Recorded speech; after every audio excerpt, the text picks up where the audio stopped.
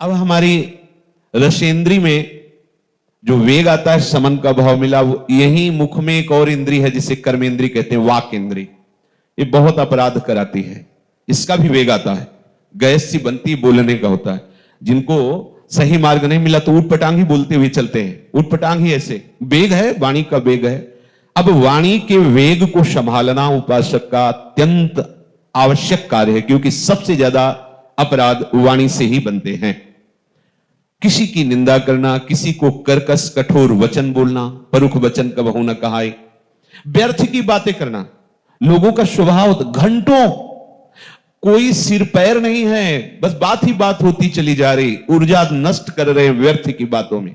ग्राम्य कथाएं, लोक कथाएं, राज कथाएं, विषय वार्ता और निंदा स्तुति, ये सब व्यर्थ में हमारी आध्यात्मिक शक्ति को नष्ट करने वाली क्रियाएं हैं। मौन रहिए।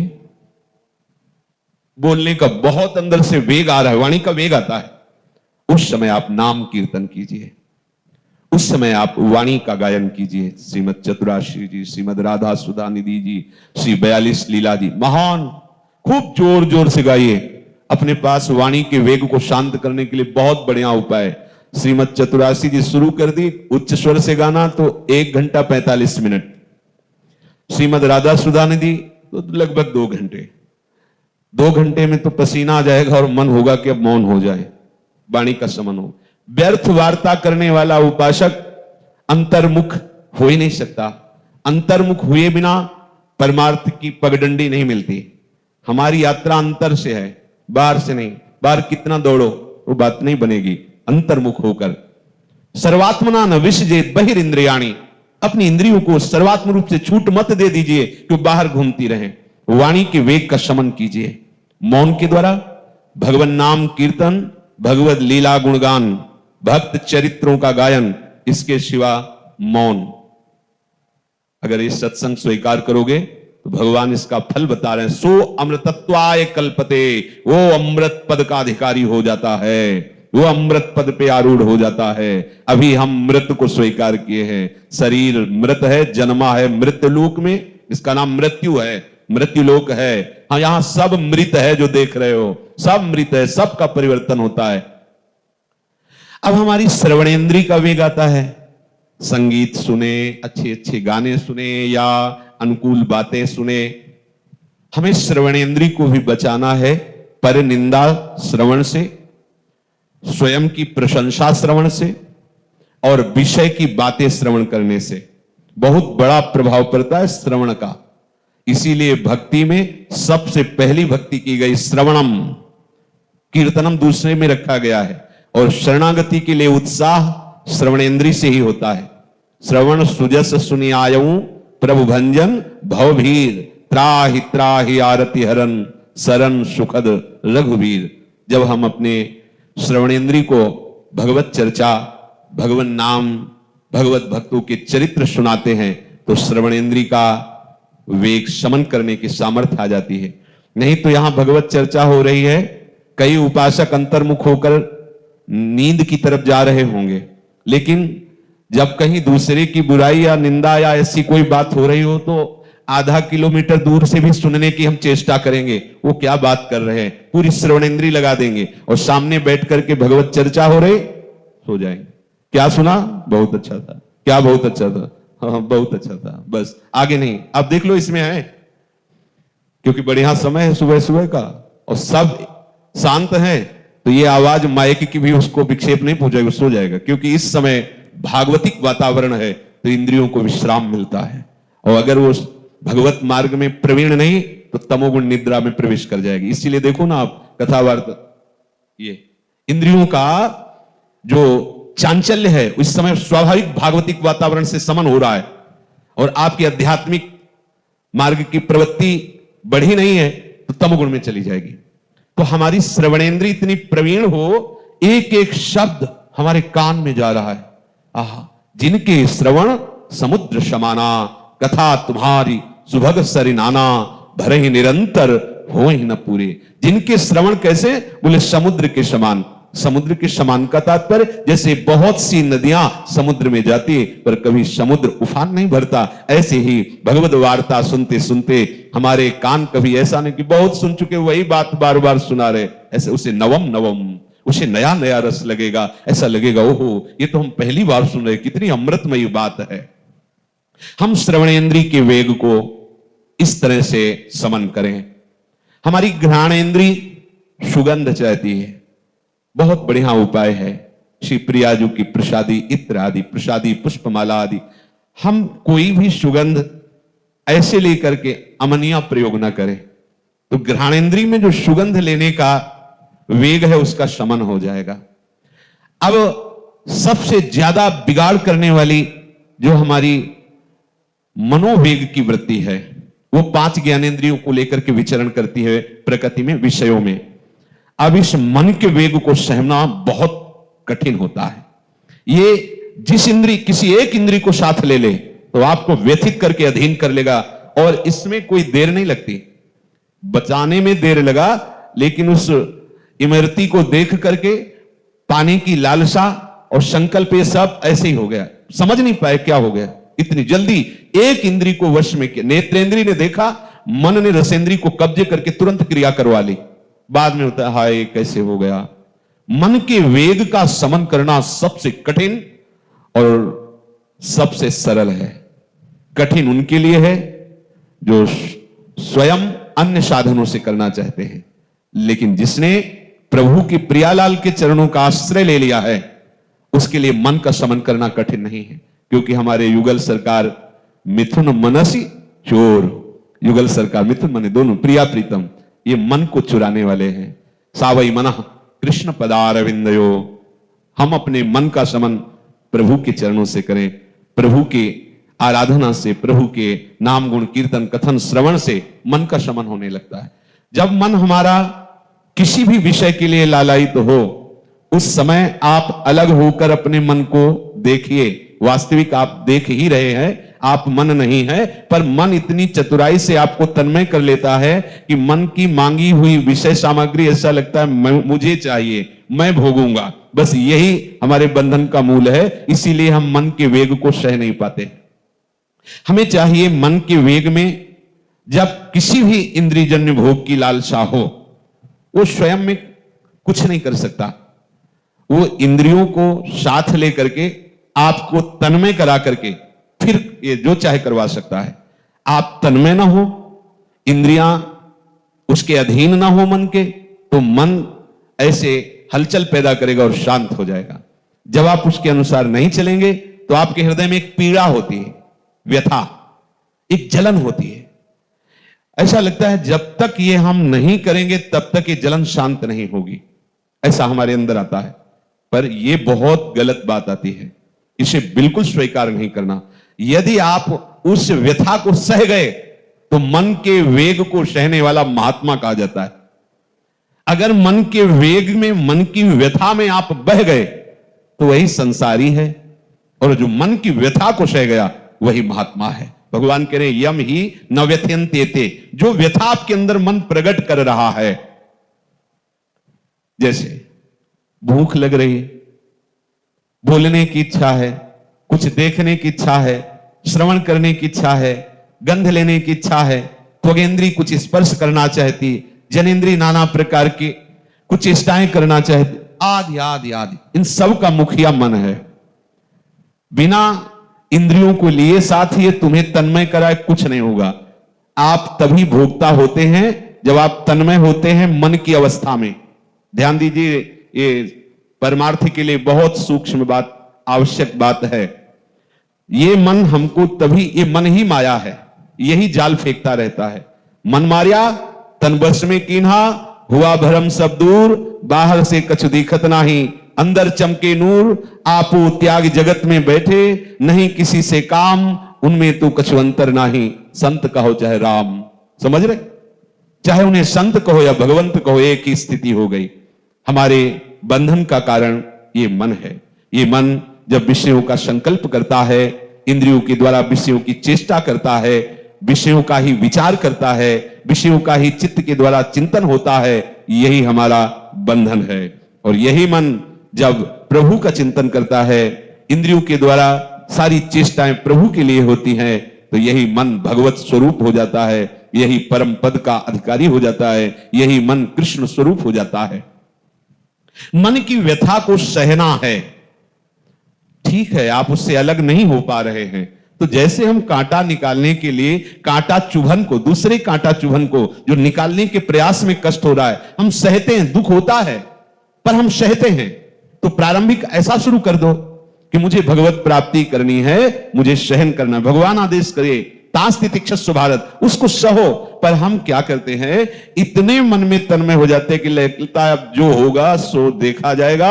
अब जो व्यथा हृदय में है, जो जलन है, उसको अब हम शांत करते हैं। पहले ये खा लेते हैं, ये सूंघ लेते हैं, ये देख लेते हैं, ये सुन लेते हैं, ये भोग लेते हैं। ऐसा आप भगवत मार्ग के उपासक हैं नहीं, उसको सहे।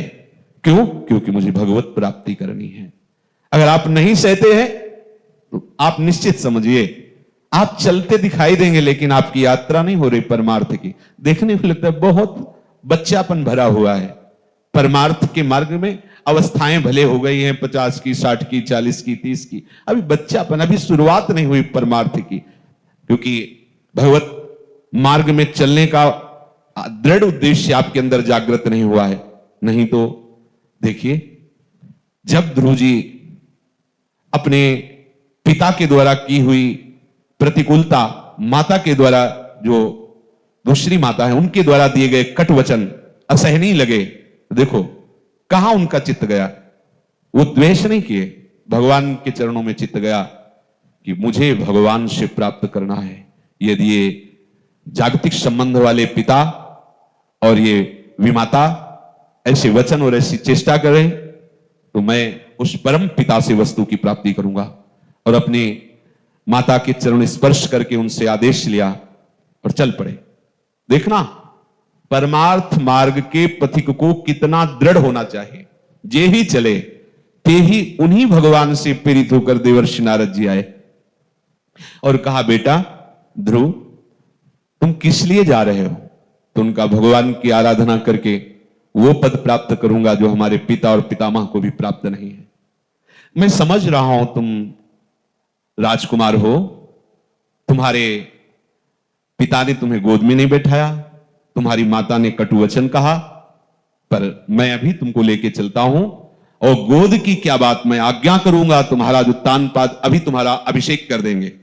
चलो, ये अवस्था तुम्हारी वनवास की नहीं है, तपस्या की नहीं। चलो अभी मैं तुम्हें राजपद पर विराजमान करता हूं, क्योंकि मेरी आज्ञा का उल्लंघन महाराज उत्तानपाद नहीं कर सकते। देखो भक्त का चिंतन कैसा होता है। विचार किया कि अभी तो भगवान के मार्ग में कदम रखा है और जिस सिंहासन पर आरूढ़ मेरा पिता मुझे गोद में नहीं बैठा पाया, माता के कुचेष्टा के कारण, उनके कर्कश वचनों के कारण, वही राज्य मुझे, वही सिंहासन मुझे मिल, अब तो रुक ही नहीं सकता। अब तो प्रमाण हो गया कि निश्चित भगवत कृपा हमारे ऊपर है। अब यहां उपासक की स्थिति को देखिए। अगर थोड़ा सा भी वृत्ति में लौकिक सुख की भावना दृढ़ होती तो भगवत आराधना का मार्ग छूट जाता और कहते चलो।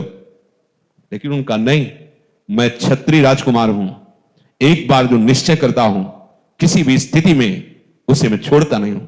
अब तो बिना भगवत साक्षात्कार किए पीछे नहीं लौट सकता। अरे नहीं, वहां तुम समझते नहीं, बड़े बड़े भयावह सिंह आदि और बड़ी बड़े राक्षस राक्षसियां और कितना कष्ट जंगल में है। बोले कुछ भी हो, मृत्यु से बढ़कर नहीं। अब मैंने निश्चय कर लिया, देखा चेला पक्का है, द्वादशाक्षर मंत्र का उपदेश करके साधना पद्धति बता दी। अपने लोग परमार्थ पे चल रहे। ऐसा कोई कष्ट नहीं है जिस कष्ट का पूर्व ऋषियों ने सामना किया है। कौन सा कष्ट है? आप विचार करके देखिए। पूर्व के महापुरुषों ने लिखा, वृंदावन वास कठिन मोरे माई। उन्होंने कठिनता का, ऐसे बड़े बड़े मच्छर लताएं खूबती ना, जहां बैठो वहीं कितनी कितनी समस्या। उधर पोषण के लिए मथुरा और दूर दूर जाना पड़ता था। एकदम हर कष्ट को सहकर भगवत प्राप्ति का उत्साह बढ़ाया इस मार्ग के उपासकों ने। अपने लोग जरा सी भी कष्ट की आभास वृत्ति को नहीं सह पाते। कष्ट नहीं, कष्ट की आभास वृत्ति को। कहीं ऐसा ना हो जाए। कैसे हम भगवत मार्ग के पथिक हैं? कैसे?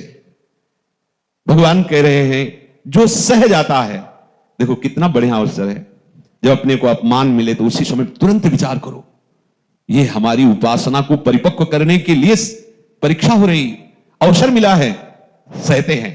राधा राधा राधा, अंदर राधा। और अगर नाम नहीं चल रहा, भगवत चिंतन नहीं, तो आप नहीं सह सकते, पक्का नहीं सह सकते। अगर नाम चल रहा है और आपके अंदर ये चिंतन आ गया, एक प्रभु ने भेजा इसे, ओहो अब हमारी अंदर की भूमिका बढ़ने वाली है। बोले अब सालाना परीक्षा, अरे अब 5 से 6 में जाएंगे। उत्साह होता है विद्यार्थियों को जो पढ़ाकू होते हैं, पढ़ने वाले, और जो खेलने में इस समय व्यतीत किया भयभीत हो जाते हैं। परीक्षा आएगी तो कैसे उत्तर दे पाएंगे, उत्तर नहीं होगा तो नंबर नहीं, नंबर नहीं होगा तो फेल हो जाएंगे, फेल हो जाएंगे तो घर वाले पीटेंगे। और जो पढ़ने में चित उनका उत्साह होता है, ऐसे ही जो भगवत प्राप्ति का दृढ़ निश्चय करके इस मार्ग में चले हैं, उनको जब कोई भी प्रतिकूल परिस्थिति आती तो सहने में उनको आनंद आता है।